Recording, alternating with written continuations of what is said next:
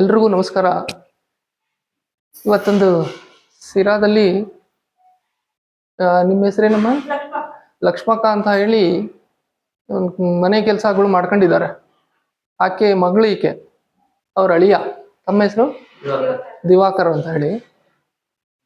ವಿಷಯ ಗೊತ್ತಾಯ್ತು ನಮ್ಗೆ. ಊಟಕ್ಕೆ ನನ್ನ ಅಣ್ಣನ ಮನೆಗೆ ಹೋದಾಗ ಆಕೆಗೆ ಬಂದು ನನ್ನ ಹತ್ರ ಈ ತರ ಆಗಿದೆ, ಜೀವನ ನಡೆಸೋದಕ್ಕೂ ತುಂಬಾ ಕಷ್ಟ ಆಗ್ತಿದೆ ಅಂತ ಕೇಳ್ಕೊಂಡಾಗ ಅದಕ್ಕೇನಾದ್ರೂ ಪರಿಹಾರ ಅಂತ ಕೇಳಿದಾಗ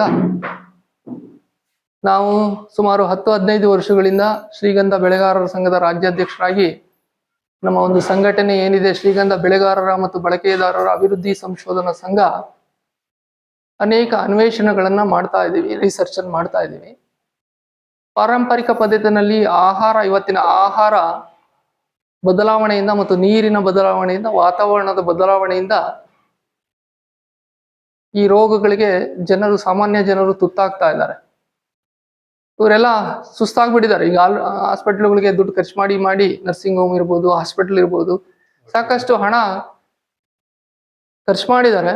ಮುಂದಿನ ದಿನಗಳಲ್ಲಿ 4-5 ಲಕ್ಷ ಅವ್ರು ಏನ್ ಹೇಳ್ತಿದ್ದಾರೆ, ಬಡ್ಡಿ ಅಸಲು, ಅದ್ರ ಜೊತೆನಲ್ಲಿ ಜೀವನ ಇದೆ, ಮನೆ ಬಾಡಿಗೆ ಇದೆ. ಇಂಥ ಒಂದು ಸಂದಿಗ್ಧ ಸನ್ನಿವೇಶದಲ್ಲಿದ್ದಾರೆ. ನಾನು ಕೇಳಿದೆ, ಅಟ್ಲೀಸ್ಟ್ ಶಿವಮೊಗ್ಗ ಜಿಲ್ಲೆನಲ್ಲಿ ಚಿಕಿತ್ಸೆಗಳನ್ನ ಕೊಡೋದ್ರಿಂದ ಏನಪ್ಪ, ಅಟ್ಲೀಸ್ಟ್ ಒಂದಿಷ್ಟು ಯಾವ್ದಾದ್ರು ಕಾರ್ ಮಾಡ್ಕೊಂಡು ಹೋಗಿ ಬನ್ನಿ ಅಂತಾನು ಹೇಳಿದೆ. ನಾನು ಬಸ್ಸಲ್ಲಿ ಹೋಗೋಕ್ಕಾಗುತ್ತಾ ಅಂತ ಕೇಳಿದೆ. ಇಲ್ಲ, ಆಗೋದಿಲ್ಲ ಅಂತ ಆಕೆ ಹೇಳಿದ್ದು. ಹೋಗ್ಲಿ, ಯಾವ್ದಾದ್ರು ಒಂದು ಬಾಡಿಗೆ ಕಾರ್ ಆದ್ರೂ ಮಾಡ್ಕೊಂಡು ಹೋಗಿ ಅಂತ ಹೇಳಿದೆ. ಅದಕ್ಕೂ ಆಗಲ್ಲ ಅಂತ ಹೇಳಿದಾಗ ಬೇರೆ ದಾರಿನೇ ಇಲ್ದಲೇನೆ ಸ್ವತಃ ನಾನು ಅನೇಕ ಕೆಲಸಗಳಲ್ಲಿ ತೊಡಗಿದ್ರು ನನ್ನ ಸ್ವಂತ ಕಾರ್ನಲ್ಲೇನೆ ಆಕೆಗೆ ಚಿಕಿತ್ಸೆಗಾಗಿ ಕರ್ಕೊಂಡು ಹೋಗ್ಲಿಕ್ಕೆ ಬಂದಿದೆ. ಈ ತರ ಅನೇಕ ಶಾಲಾ ಕಾಲೇಜುಗಳಿರ್ಬೋದು, ಸಾರ್ವಜನಿಕ ಸಭೆಗಳಿರ್ಬೋದು, ನಾವು ಅನೇಕ ಕಾರ್ಯಕ್ರಮಗಳನ್ನ ನೈಸರ್ಗಿಕ ಆಹಾರದಿಂದ ಈ ಎಲ್ಲ ರೋಗಗಳನ್ನ ವಾಸಿ ಮಾಡೋದಕ್ಕೆ ಸಾಧ್ಯ ಅಂತಕ್ಕಂಥದ್ದನ್ನ ಮಾತನ್ನ ಹೇಳೋದಕ್ಕೆ ಇಷ್ಟಪಡ್ತೇನೆ. ಜೊತೆಯಲ್ಲಿ ಇವತ್ತು ಏನು ರೈತರು 99% ರೈತರು ಭೂಮಿಗೆ ಸಾವಯವನ್ನ ಸೇರ್ಸೋ ಬದಲಾಗಿ ರಾಸಾಯನಿಕಗಳನ್ನ ಬಳಸ್ತಾ ಇದ್ದಾರೆ.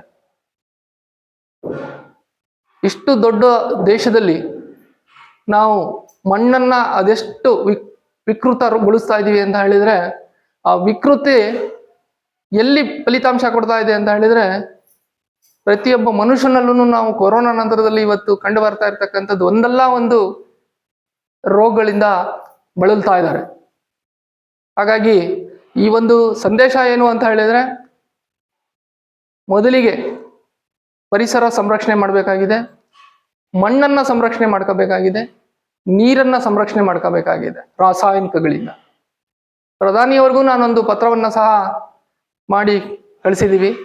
ಈ ಕಳೆನಾಶಕಗಳಿಂದ ಇವತ್ತು ಆಗ್ತಾ ಇರ್ತಕ್ಕಂಥ ಅನಾಹುತ ಇರ್ಬೋದು, ಪ್ರತಿಯೊಂದು ಮನೆಯಿಂದ ಹೊರಗಡೆ ಬರ್ತಕ್ಕಂಥ ಬಾತ್ರೂಮಿಂದ ಬರ್ತಕ್ಕಂಥ ತ್ಯಾಜ್ಯದಲ್ಲಿ ಶಾಂಪೂ, ಸೋಪ್ಗಳು ಯಥೇಚ್ಛವಾಗಿ ಬಳಸ್ತಾ ಇರ್ತಕ್ಕಂಥದ್ದು, ಡಿಟರ್ಜೆಂಟ್ಸ್ಗಳು ಬಳಸ್ತಾ ಇರ್ತಕ್ಕಂಥದ್ದು, ಮತ್ತೆ ಅದನ್ನ ಕ್ಲೀನ್ ಮಾಡೋದಕ್ಕೆ, ಬಾತ್ರೂಮ್ ಕ್ಲೀನ್ ಮಾಡೋದಕ್ಕೆ ಬೇರೆ ಬೇರೆ ಔಷಧಿಗಳನ್ನು ಬಳಸ್ತಾ ಇರೋದ್ರಿಂದ ಕೆರೆ ಕಟ್ಟೆ ನೀರುಗಳನ್ನು ಸಹ ಇವತ್ತು ಕಲುಷಿತ ಆಗ್ತಾ ಇದೆ. ಹಾಗಾಗಿ ಇದರಿಂದ ನಾವು ಹೊರಬರ್ದಲೇ ನಾವು ಸಮಸ್ಯೆಯಿಂದ ಆಚೆ ಬರೋದಕ್ಕೆ ಆಗೋದಿಲ್ಲ.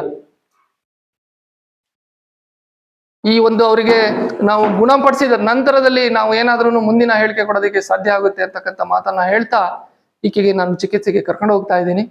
ವಂದನೆಗಳು.